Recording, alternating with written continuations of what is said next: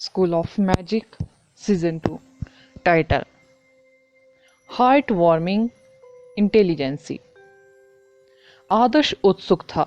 असेंस और स्पष्ट रूप से आदर्श को बता रहा था कि यहाँ एक जादुई प्राचीन ऊर्जा थी और अब उन्होंने एक कृत्रिम जादू वार्ड की खोज की थी। यह कोई प्राचीन बिजली का जादू है। आओ और गहराई में जाए। मेघना आदर्श से अधिक उत्साहित लग रही थी। वो अब आगे बढ़ रही थी।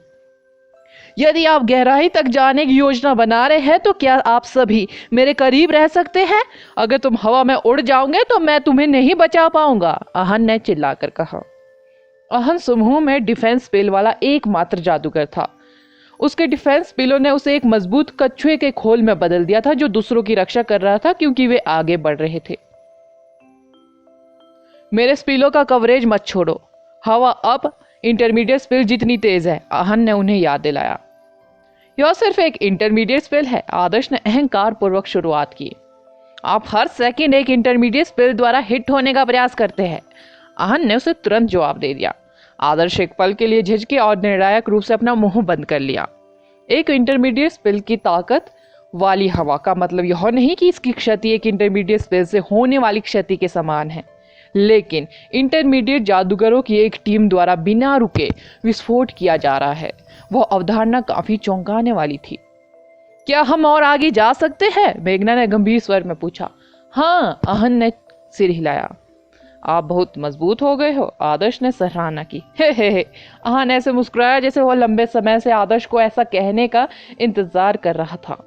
भले ही वह स्थायी तौर पर एक बेशर्म व्यक्ति था, लेकिन जिस करीबी दोस्त के साथ वह कई लड़ाइयों से गुजरा था उसकी तारीफ करने से ज्यादा संतुष्टिदायक क्या हो सकता था। कछुए के खोल के नीचे आहन की सुरक्षा में समूह सफलतापूर्वक पीली बिजली द्वारा संरक्षित क्षेत्र में पहुंच गया। बाहर से गहरे काले तूफान ने बिजली के बोल्टों का रंग छिपा दिया था, जिससे केवल विनाश का एहसास हो रहा था। हालांकि जैसे ही वे तूफान में गए, वे यह जानकर चौंक गए कि जंगली और घनी बिजली पीले जादू वार्ड का एक हिस्सा थी। क्या आप वार्ड खोल सकते हैं? आदर्श ने गंभीरता से पूछा। जादुई वार्ड आक्रामक जादुई ऊर्जा की एक दीवार थी। इसे केवल कई गुना अधिक शक्तिशाली ऊर्जा द्वारा ही नष्ट किया जा सकता है। हालांकि वार्ड के पास अपना निर्दिष्ट की होल और चाबी भी था। यदि उन्हें चाबी का छेद और चाबी मिल जाती तो जादू वार्ड वास्तव में इतना भयानक या अगम्य नहीं होता। मैं कर सकती हूँ। खंडरों की टूटी दीवारों ने मुझे कुछ सुझाव दिए हैं। मुझे बस कुछ समय चाहिए, मेघना ने दृढ़ता से उत्तर दिया। जल्दी करो, आहन अधिक समय तक टिक नहीं सकता, आदर्श ने कहा। जियांग और रेणु भी उत्साहित थे। ऐसा लग रहा था जैसे प्राचीन खंडरों का असली खजाना जादू वार्ड के अंदर छिपा हुआ था। अगर मैं इसे अधिक समय तक रोक नहीं सकता तो मैं आपको बता दूंगा। बस जल्दी करो, यहाँ हवा सचमुच बहुत तेज है, आहन ने उन सभी को याद दिलाया। दूसरों ने एक शब्द भी कहने की हिम्मत नहीं की, क्योंकि वे धैर्यपूर्वक मेघना को पीली बिजली के जादुई वार्ड को तोड़ते हुए देख रहे थे। ऐसा कहा जा रहा है कि मैजिक वार्ड को तोड़ने में माहिर एक जादूगर के रूप में मेघना ने वार्ड को तोड़ने के लिए सिर्फ एक छोटा सा तार नहीं निकाला और उसे घुमाया नहीं। उसका हाथ भयंकर बिजली के सामने मंडरा रहा था और वह अपने दिल से जादुई वार्ड की लय को ध्यान से सुन रही थी। यह जान रही थी कि यह कैसे काम कर रहा है और इसकी ऊर्जा कहां से आती है। क्या यह उसी लूप को दोहरा रहा था या इसका क्रम यादृच्छिक था? यदि यह एक लूप में था तो इसकी सबसे कमजोर अवधि कब थी? धीरे धीरे समय बीतता गया। आहन का चेहरा धीरे धीरे पसीने से लथपथ हो गया था, मानो वह संघर्ष कर रहा हो। उसने जादू करना कभी बंद नहीं किया। Water barrier, rock barrier, light protection, गिरती किरणें, उनकी ऊर्जा खपत की दर बिल्कुल ही चौंकाने वाली थी। यदि ब्लू सील्स ने डिफेंस पिलो को मजबूत नहीं किया होता तो उसने 10 मिनट पहले ही हार मान ली होती। मेघना, क्या तुम्हारा काम अभी तक पूरा हुआ? आहन ने आखिरकार पूछा। यह थोड़ा मुश्किल है। अगर आप ज्यादा देर तक नहीं रुक सकते तो पहले वापस चलते हैं। आपका चेहरा इतना पीला क्यों है? मेघना ने कहा। मेरी ऊर्जा लगभग समाप्त हो गई है। आपको क्यों लगता है कि मेरा चेहरा पीला पड़ गया है? आहन ने अप्रिय स्वर में उत्तर दिया। शुरू में किसी को एहसास नहीं हुआ कि आहन के वाक्यों में कुछ गड़बड़ है। हालांकि मेघना के सवाल ने तुरंत टीम को हैरान कर दिया। क्या आपके पास जाने के लिए पर्याप्त ऊर्जा संरक्षित नहीं है? क्या आपने वापस जाने के लिए पर्याप्त ऊर्जा संरक्षित नहीं की? जैसे ही वे तूफान में गहराई तक गए, उन्होंने भारी मात्रा में ऊर्जा का उपभोग किया। सफर भी छोटा नहीं था। भले ही वापसी की यात्रा में हवा धीरे धीरे कमजोर हो जाएंगी, फिर भी उन्हें उतनी ही ऊर्जा की आवश्यकता होगी जितनी उन्होंने तूफान में इतनी दूर आने के लिए खर्च की थी। नहीं तो टीम तूफान में आधे मिनट से ज्यादा नहीं टिक पाती। हे मेरे भगवान, यह पागल बनता। हर कोई पागल होने वाला था। आहन टीम में डिफेंस बिल देने वाला एकमात्र जादूगर था। यह देखते हुए कि हवा कितनी तेज थी, अन्य निश्चित रूप से 10 सेकंड के भीतर मारे जाएंगे। लेकिन मूर्ख आहन ने अपनी वापसी यात्रा के लिए ऊर्जा का संरक्षण नहीं किया, जिसका अर्थ है कि समूह बस आधे रास्ते में ही नष्ट हो जाएगा। तुम्हारे साथ क्या गलत है आहन? रेणु सबसे पहले चिल्लाई थी। मुझे? क्या आप सभी ने मुझसे यह बताने के लिए नहीं कहा था कि मेरी ऊर्जा कब खत्म होने वाली है? मैंने सोचा था कि हम निश्चित रूप से वार्ड को खोल सकते हैं। आहन स्तब्ध रह गया। आदर्श को रोना आ गया। यह पहली बार था कि उन्हें पता चला कि आहन की बुद्धिमत्ता इतनी हार्ट वार्मिंग थी। क्या क्या क्या हम कर सकते हैं? करें? जियांग इतना घबरा गया था कि वह हकला रहा था। यह मजाक का समय नहीं था। वे फिलहाल उस स्थान पर थे जहां वह हवा सबसे तेज थी। यहां तक कि एडवांस मैजिशियन भी कुछ ही सेकंड में टुकड़े टुकड़े हो जाएगा, और यहां तक कि उनके जादुई उपकरण भी अधिक समय तक नहीं चलेंगे।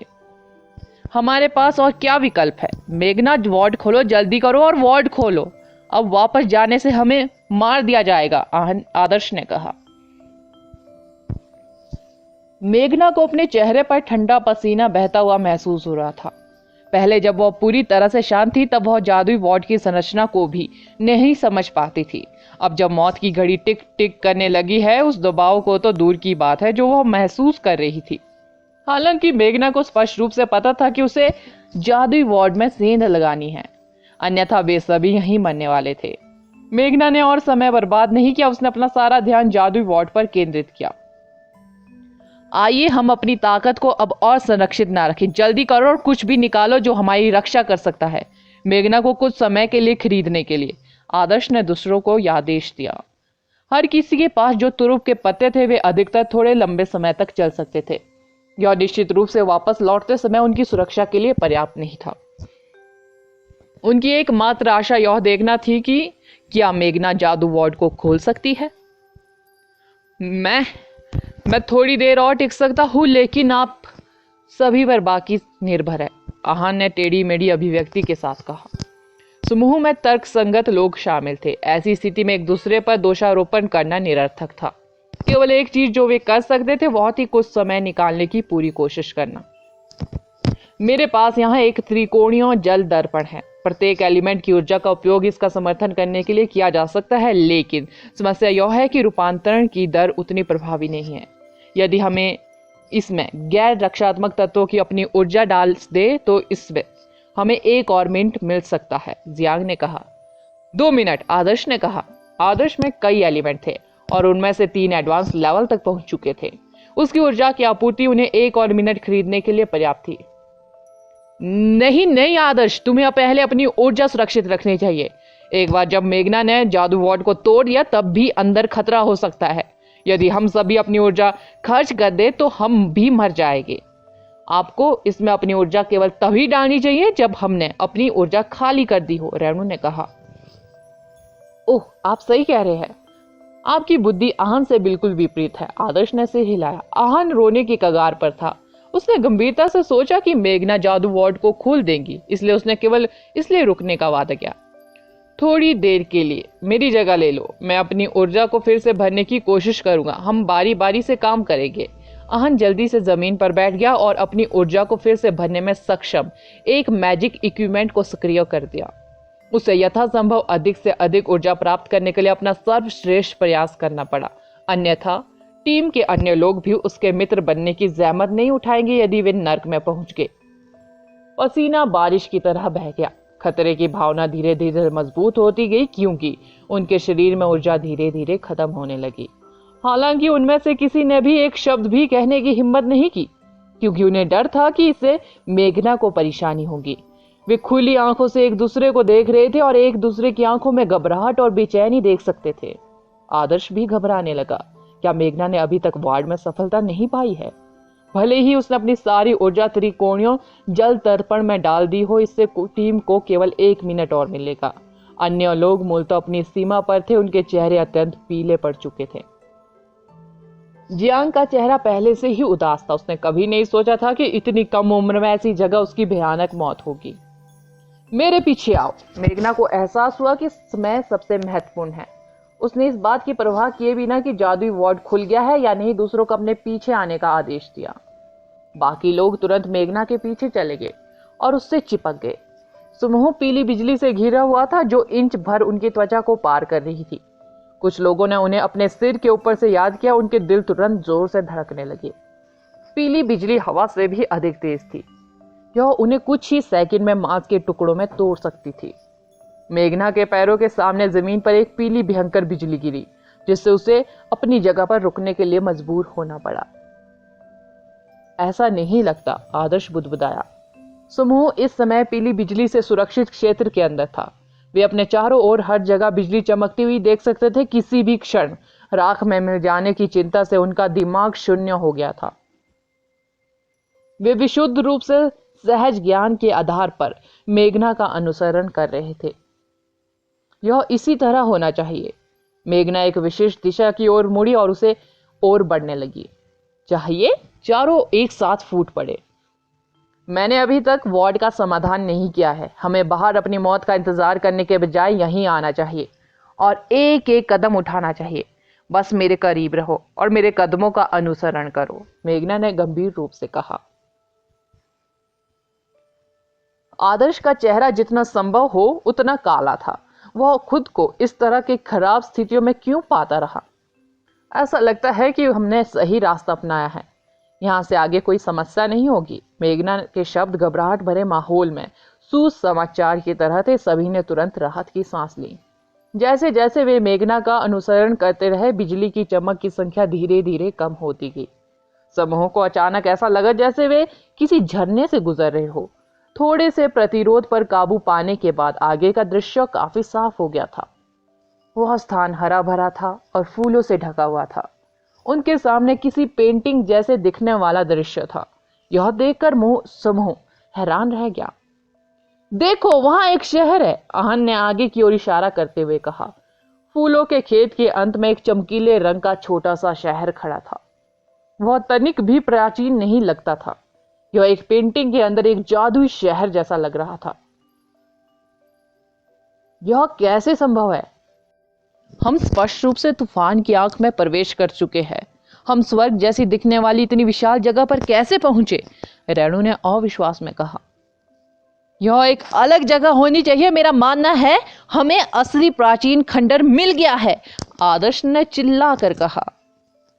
School of magic season 2 title समय तरल।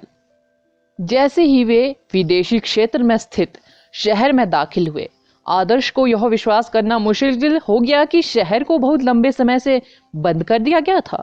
जब उन्होंने हवा में फूलों की सुखद खुशबू देखी, क्षय का लेश मात्र भी आभास नहीं था। प्रचंड काला तूफान समय की दीवार की तरह समय को सीमित स्थान में जमा देता था। मुझे डर है कि यह दक्षिण अमेरिका के शुरुआती शहरों में से एक है। प्रवेश द्वार पर प्राचीन पुष्प शिखर को देखो। रेणु ने प्रवेश द्वार पर प्रतीक की ओर इशारा करते हुए कहा। क्या आप दक्षिण अमेरिका के इतिहास से परिचित हो? आदर्श इस बात से आश्चर्यचकित थे कि रेणु कितनी जानकार थी। मुझे यह कैसे पता चलेगा? मैं फूल के बारे में केवल 1 या 2 बातें ही जानती हूँ। इसे लीफ फैन कहा जाता है। यह एक अत्यंत दुर्लभ प्रजाति है जो लगभग 30 साल पहले दक्षिण अमेरिका में विलुप्त हो गई थी। जब वे आसपास थे तो इन दुर्लभ फूलों का उपयोग शराब बनाने के लिए किया जाता था। मेरे दादाजी के पास लीफ फैन वाइन की एक बोतल है। उन्होंने कहा कि मैं इसे तभी खोलूंगा जब मुझे मेरा मिस्टर राइट मिल जाएगा। इसके अलावा ये लीफ फैन फूल बहुत अनोखे थे। जब आसपास बहुत सारे मानसिक जादूगर नहीं थे तो इसका उपयोग एनेस्थीसिया के रूप में किया जाता था, ठीक वैसे ही जैसे पोपियो द्वारा किया जा सकता है। यह एक व्यक्ति को शांत और शांत करने में सक्षम है। खसखस हानिकारक और नशीला होता है, लेकिन लीफ एंड फूल का कोई दुष्प्रभाव नहीं होता है। ऐसा कहा जाता है कि मानसिक तत्वों की उत्पत्ति किसी तरह इस फूल से संबंधित है। रेणु ने एक सांस में सबको समझाया। एक फूल जिसका उपयोग मानसिक जादू की तरह किया जा सकता है। यह पहली बार था जब आदर्श ने इसके बारे में सुना था। उन्हें यह काफी दिलचस्प लगा। क्या आप बता सकते हैं कि यह शहर कितना पुराना है? मेघना ने पूछा। जरूरी नहीं। फूल दुर्लभ और मूल्यवान था, लेकिन मुझे नहीं पता कि मानव जाति ने इसका उपयोग कब शुरू किया। हालांकि मेरा मानना है कि पेरू के इतिहास में ऐसे शहरों या परिवारों के रिकॉर्ड हो सकते हैं जिन्होंने फूल को अपने शिखर के रूप में इस्तेमाल किया हो। इस स्थान को छोड़ने के बाद हम आसानी से पता लगा सकते हैं। इसके अलावा मुझे वास्तव में इसके इतिहास में कोई दिलचस्पी नहीं है। मैं बस यह जानना चाहती हूँ कि क्या यहाँ और भी लीफ फैन फूल है जो बाहरी दुनिया में पहले ही विलुप्त हो चुके हैं। रेणु ने उत्तर दिया। यह स्पष्ट था कि रेणु को लीफ फैन फूल में काफी दिलचस्पी थी। उसने पहले ही प्राचीन शहर के चारों ओर खोज शुरू कर दी थी। शहर इतना बड़ा नहीं था, यह शांत और आरामदायक लग रहा था। ऐसा नहीं लगा था कि कहीं कोई खतरा है। शहर का पता लगाने के लिए समूह अलग हो गया। आदर्श ने सेंस ऑर्ब के मार्गदर्शन का पालन किया और उस ऊर्जा स्रोत की खोज की जिसे उसे सख्त जरूरत थी। शहर अच्छी तरह से संरक्षित था। ऐसा लग रहा था जैसे यह प्राचीन काल में जैसा था वैसा ही बना हुआ है। सड़कें धूल से मुक्त थी और घरों को थोड़ा सा भी नुकसान नहीं हुआ था। ऐसा लग रहा था जैसे वे किसी खूबसूरत और सुंदर विदेशी शहर में प्रवेश कर गए हों। सिवाय इसके कि अंदर एक भी व्यक्ति नहीं था। यह शांत और बिल्कुल शांत महसूस हुआ। चौड़ी सड़कों को पार करने के बाद आदर्श एक चौराहे पर एक शानदार फव्वारा मिला। यह शानदार था क्योंकि इसमें एक ग्लैमरस महिला की मूर्ति लगी हुई थी। सुडौल कमर और चिकना पेट काफी आकर्षक था। उसके शरीर का अनुपात एशियाई लोगों की तुलना में थोड़ा अलग था। उसके शरीर का ऊपरी हिस्सा लंबा और शानदार वक्ष था। उसका पतला शरीर और प्रभावशाली उभार ऐसी चीजें थी जिनकी अधिकांश पूर्वी महिलाओं में कमी थी। असेंस ऑर्ब द्वारा उत्सर्जित प्रकाश अपने सबसे मजबूत स्तर पर पहुंच गया था। आदर्श ने अपना सिर नीचे किया और फव्वारे में साफ पानी की ओर देखा। उसके बाद उसकी नजर चेहरे पर घूंघट वाली ग्लैमरस महिला की मूर्ति पर पड़ी। क्या पानी पवित्र झरने के समान है? आदर्श ने अनुमान लगाया। उसने असेंस ऑर्ब को फव्वारे में रखा। हालांकि थोड़ी ठंड के अलावा उसमें कुछ खास नहीं था। असेंस ऑर्ब किसी भी ऊर्जा को अवशोषित नहीं कर पा रहा था। यह बिल्कुल सामान्य पानी है। आदर्श ने अपने हाथों से पानी पिया और उसका एक घूंट लिया। यह बेहद बेस्वाद था। आदर्श उलझन में था। यदि पानी वह स्रोत नहीं था जिसकी वह तलाश कर रहा था तो असेंस ऑर्ब उसे यहाँ क्यों लाया? क्या दादू ने उसे धोखा दिया? क्या गोला टूटा हुआ था? कुछ समय विचार करने के बाद आदर्श अभी भी यह पता नहीं लगा सका कि ऊर्जा स्रोत कहाँ था। उसने अपनी नजर उठाई और उस मूर्ति की ओर देखा जो बहुत सजीव लग रही थी। शायद यह मूर्ति के अंदर है। आदर्श फव्वारे के केंद्र में कूद गया और अपनी इच्छा से मूर्ति के अंदर जांच की। सिर से पैर तक प्रतिमा का बारीकी से निरीक्षण करने के बाद भी आदर्श को कुछ नहीं मिला। हालांकि जब वह मूर्ति के करीब खड़ा था तो उसे एसेंस ऑर्ब स्पष्ट रूप से चमकीला महसूस हुआ था। ऐसा लगभग महसूस हुआ जैसा गोला उसके ऊपर उड़ने वाला था। आदर्श को आश्चर्य हुआ कि ब्लैक पेंडेंट भी प्रतिक्रिया दिखा रहा था, जैसे कि वह कुछ खाने पर लाल टपका रहा हो। आदर्श बिल्कुल अवाक था। मादा ऑर्ब या मादा ब्लैक पेंडेंट में कुछ दिलचस्पी दिखाने के बजाय उन्हें अचानक एक महिला की मूर्ति में दिलचस्पी क्यों होने लगी? क्या मूर्ति अपने अंदर कुछ छुपा रही थी? आदर्श ने मूर्ति पर दस्तक दिया। ऐसा महसूस हुआ जैसे वो अंदर से खोखला था। जैसे ही उसने मूर्ति पर जोर से प्रहार किया, मूर्ति टुकड़े टुकड़े होने लगी। ऐसा लग रहा था जैसे यह रेत से बना हो। आदर्श का इरादा ऐतिहासिक अवशेष को नष्ट करना नहीं था। उसने मूर्ति को जमीन पर गिरते हुए देखा और उसके अंदर एक क्रिस्टल कप दिखाई दिया। कप में एक प्रकार का साफ चमकता हुआ तरल पदार्थ था। ब्लैक पेंडेंट ने तुरंत एक उज्जवल चमक उत्सर्जित की। यदि किसी मनुष्य के आधार पर इसकी प्रतिक्रिया का वर्णन किया जाए तो यह ऐसा था जैसे किसी व्यक्ति की आंखें अपनी जेब से बाहर गिरने वाली थी। ब्लैक पेंडेंट कप में मौजूद तरल को एक उत्सुक घूंट में पीना चाहता था। इस बीच असेंस ऑर्ब भी तेजी से टिमटिमा रहा था, मानो हो ब्लैक पेंडेंट पर तरल पदार्थ छोड़ने के लिए चिल्ला रहा हो और कह रहा हो, यह मेरा है। आखिर यह क्या चीज है? खैर यह कुछ अच्छा होना चाहिए, आदर्श ने निष्कर्ष निकाला। ब्लैक पेंडेंट जिस किसी भी चीज को लेकर उत्साहित था वह निश्चित रूप से अनमोल थी। हालांकि यह विचार करते हुए कि उसे एसेंस ऑर्ब को भरने की सबसे अधिक आवश्यकता है, उसने ऊर्जा को अवशोषित करने के लिए एसेंस ऑर्ब को कप के अंदर रखा। हालांकि उसे जल्द ही सिर दर्द होने लगा क्योंकि एसेंस ऑर्ब ने केवल 1/3 तरल को अवशोषित किया था। इससे पहले कि उसने ऐसा व्यवहार किया मानो वह और अधिक अवशोषित नहीं कर सकता। चमकदार तरल का स्तर वही स्तर था। इसके बाद आदर्श ने ब्लैक पेंडेंट को तरल दिया, फिर भी वह तरल को बिल्कुल भी अवशोषित नहीं कर सका। वह केवल कप के अंदर ही इधर उधर तैरता रहा। यदि आप इसे आत्मसात नहीं कर सकते तो आप इतने उत्साहित क्यों थे? आदर्श ने गुस्से से कहा। उसने इतना बेहुदा पेंडेंट पहले कभी नहीं देखा था। क्या यह सचमुच एसेंस ऑर्ब की प्रतिक्रिया देखने के बाद मनोरंजन में शामिल होना चाहता था? कप के अंदर अभी भी 2/3 तरल बचा हुआ था, लेकिन एसेंस ऑर्ब अब और अवशोषित नहीं कर सका। आदर्श के पास तरल को दूर रखने के अलावा कोई विकल्प नहीं था। वह बाद में इस बात की जांच करेगा कि यह क्या है और इसका उपयोग कैसे करना है। एसेंस ऑर्ब ने इसका 1/3 हिस्सा अवशोषित कर लिया था। आदर्श के लिए यह निश्चित रूप से अच्छी खबर थी। यदि वह इसे भरने में सक्षम था तो उसे डीमन एलिमेंट का उपयोग करने का ऋण चुकाने के बारे में चिंता करने की कोई जरूरत नहीं थी। हर किसी को शहर में कुछ ना कुछ उपयोगी लग रहा था। आदर्श को वह मिल गया जिसके लिए वह आया था। वह तुरंत दूसरों के साथ फिर से इकट्ठा हो गया। रेणु को वह लीफ एंड फूल मिल गया जिसमें उसकी रुचि थी। वह उस छोटी लड़की की तरह मुस्कुरा रही थी जिसे लाल फूल का एक छोटा सा डंठल मिला था। आदर्श को पता नहीं था कि दूसरों को क्या मिला है, फिर भी समय को देखते हुए उन्हें जल्द ही वापस जाना था। शहर बड़ा नहीं था, इसलिए अब और रुकना व्यर्थ था क्योंकि वहां कुछ भी मूल्यवान नहीं बचा था। अहन द्वारा अपनी ऊर्जा को फिर से भरने की प्रतीक्षा करने के बाद समूह ने गैर उम्र बढ़ने वाले शहर को छोड़ दिया। जैसे ही वे शहर की रक्षा करने वाली जादुई औरा से बाहर निकले, उनके ऊपर तूफान में अचानक एक जोड़ी पीली आंखें खुल गई। आंखें समूह को घूर रही थी। आंखों ने समूह को जाते हुए देखा और जैसे ही समूह पीली बिजली से सुरक्षित क्षेत्र से बाहर निकला, आंखें धीरे धीरे बंद हो गई। आखिर क्या थी ये आंखें? छोटी फ्लेम बेले आदर्श के कंधे पर लेटी हुई थी और उसने अजीब आंखों पर ध्यान दिया। उसने अपनी बाहें इधर उधर लहराई और आदर्श को यह बताने की कोशिश की कि उसने आसमान में 2 आंखें देखी है।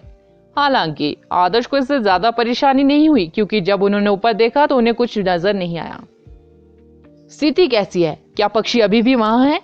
मेघना ने वेद से पूछा जो अभी भी उसी स्थान पर था। ऐसा लगता है कि वे चले गए हैं, वेद ने उत्तर दिया। आप लोगों को इसमें काफी समय लग गया। हमने लगभग यही सोचा था कि तूफान ने आप सभी को टुकड़े टुकड़े कर दिया है। सचमुच हमारा समय बर्बाद करना बंद करो, जितेंद्र ने कहा।